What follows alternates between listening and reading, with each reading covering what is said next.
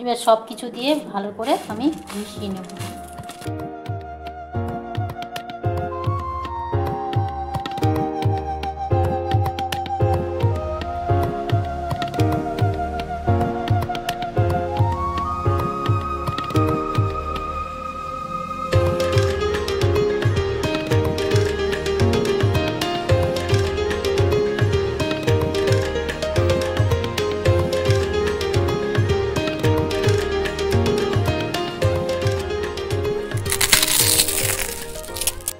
Hello বন্ধুরা, আজকে আমি বানাবো ঝুড়ি আলু ভাজা।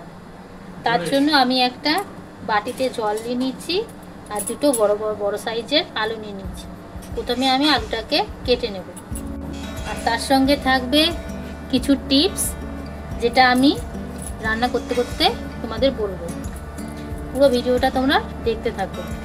প্রথমে আমি একটা বাটিতে জল নিয়ে নিয়েছি আর দুটো বড় সাইজের আলু নিয়ে নিয়েছি। প্রথমে আমি আলুগুলোকে কেটে নেব, খোলা ছাড়িয়ে নেব।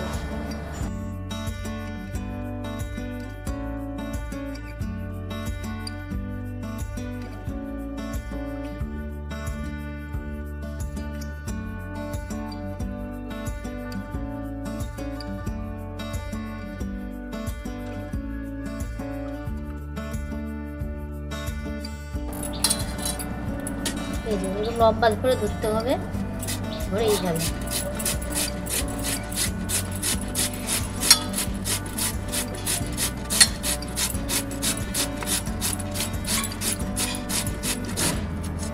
এই দেখ কি সুন্দর ছোট ছোট হয়েছে। দেখো বন্ধুরা, আমরা আলু কেটে রেখেছিলাম, আমি ঝুড়ি আলু। দেখো জল দিয়ে কতটা ময়লা বেরিয়েছে, আলুর কষ বেরিয়ে গেছে। 5 মিনিট আমরা ভিজিয়ে রেখেছিলাম, ঠিক আছে। দেখো কতটা কষ বেরিয়েছে। এবার এটাকে আমি পরিষ্কার জল, মানে জল পাল্টে পাল্টে পরিষ্কার করে ধুয়ে নেবো, যতক্ষণ না ময়লা যাচ্ছে, যতক্ষণ না আলুটা পরিষ্কার হচ্ছে। আমি সেই কারণে আর একটা বাটিতে পরিষ্কার জল নিয়ে নিয়েছি। এবার এর মধ্যে আলুগুলো ঠিকরে ঠিকরে এর মধ্যে দেব, আর একটা বাটির মধ্যে দিয়ে রাখবো। এইভাবে আমরা 3 বার জল পাল্টে পাল্টে ধুয়ে নেব।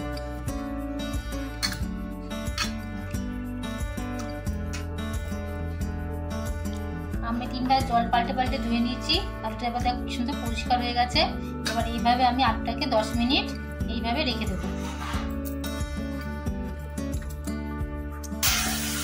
আলুটা ভেজানো হয়ে গেছে, এবার আমি জল থেকে তুলে রেখে দিচ্ছি। হ্যাঁ, যাতে একটু জল না থাকে, এইভাবে আমাকে ছেঁকে দেবো। একটা কড়াই বসিয়ে দিয়েছি, এবার আমি এর মধ্যে তেল দিয়ে দেবো আলুটা ভাজার জন্য। তেলটা একটু বেশি পরিমাণে দেবো, আর এটা পুরোটাই সাদা তেলে ভাজতে হবে।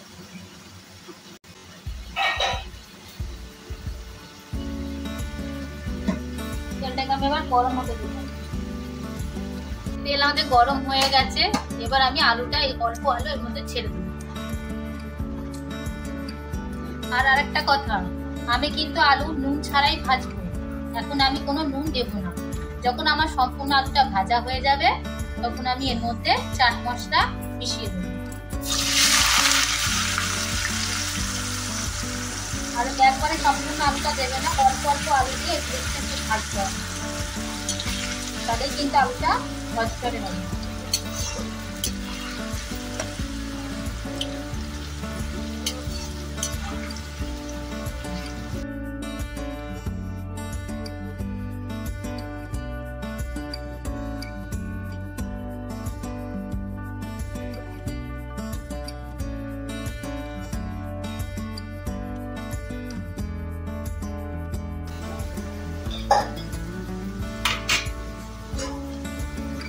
আলুটা আমি নুন ছাড়াই ভাজছি, এর মধ্যে আমি কোনো নুন মেশাইনি।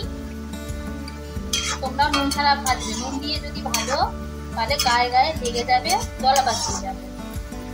এরকম ছাড়া ছাড়া হবে, ঠিক আছে। কি সুন্দর ঝরঝরে হচ্ছে আলুটা।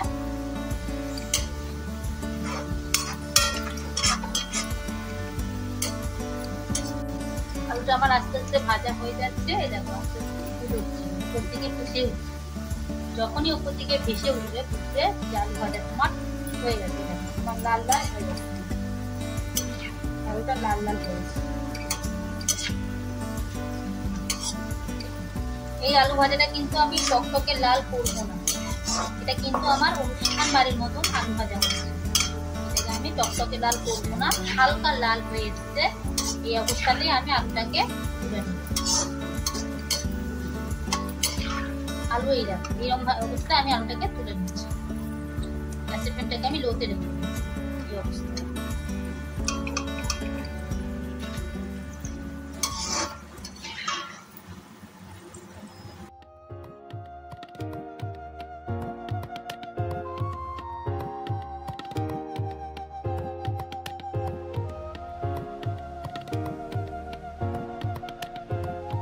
এই আলু কিন্তু বেশি ভাজবে না, বেশি ভাজলে কিন্তু একটা তেঁতুলে গন্ধ খেতে ভালো লাগবে। অল্প ভেজেই এই আলুটা তুলে নেব। আমার প্রথম ব্যাচ ভাজা হয়ে গেছে, এইভাবে আমি প্রত্যেকটা ব্যাচ ভেজে নেব।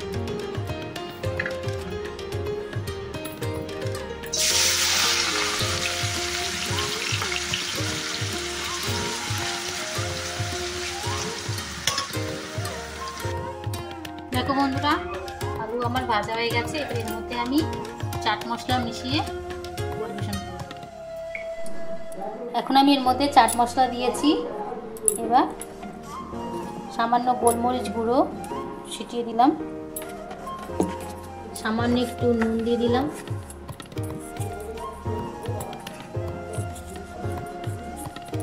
এবার সব কিছু দিয়ে ভালো করে আমি মিশিয়ে নেব।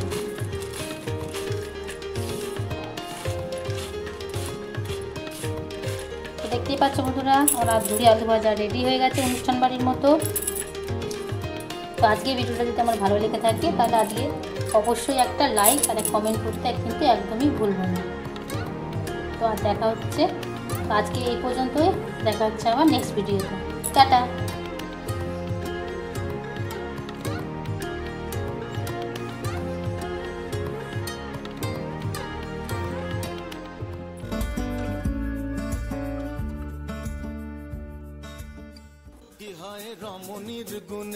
বিয়ে হয়েছে আর বিয়ের পরে রান্নাঘরের দায়িত্ব তোমার উপরে পড়েছে, আর তুমি রান্নার কিছুই জানো না, তোমার কোনো অভিজ্ঞতাই নেই রান্নার সম্পর্কে, তাহলে তুমি একদম ঠিক ভিডিওতে ক্লিক করেছো বোন। আমি রূপা, আমি সবসময় তোমার সাথে আছি, আর আছে রূপা।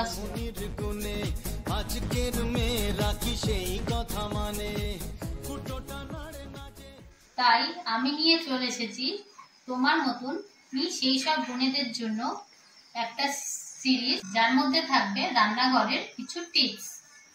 রান্নাটা কিভাবে করবে, রান্নাঘর কিভাবে গুছিয়ে রাখবে, কম সময়ের মধ্যে কিভাবে 3-4 রকমের পদ করে ফেলতে পারবে, কিভাবে নিজের সময়কে বাঁচাবে, কি কি ভুল শুধরে নিলে তোমার রান্নাটা আরো ভালো হবে, সেই সমস্ত কিছু নিয়েই আমার এই সিরিজটা।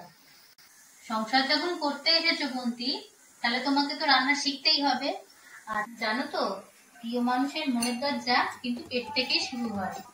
আর সবার মন জয় করতে হলে তোমাকে ভালো ভালো রান্না শিখতেই হবে। আর তার জন্যই আমি আছি রূপা, সবসময় তোমার পাশে। রান্নাঘরের সমস্ত খুঁটিনাটি আমি তোমাদের সবসময় প্রত্যেকটা ভিডিওতে দিতে থাকবো, আর সেগুলো ফলো করেই তুমি হয়ে উঠবে পাকা রাঁধুনি। তোমার সমস্যাটা আমার থেকে ভালো কেউ বুঝবে না, কারণ আমারও রিসেন্ট বিয়ে হয়েছে, আমিও প্রথম অনেক সমস্যার সম্মুখীন হয়েছি। সেই সব অভিজ্ঞতা থেকেই আমি তোমাদের জন্য এই সিরিজটা নিয়ে এসেছি, যাতে তোমাদের মতো নতুন বিবাহিত বোনেরা এই সিরিজটা ফলো করে একজন পাকা রাঁধুনি হয়ে উঠতে পারে। তাহলে দেখতে থাকো রূপা সোয়ার, আর সবসময় আমার পাশে থেকে।